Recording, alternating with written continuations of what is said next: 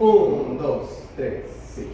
Todas las mañanas te alabo al despertar, siempre al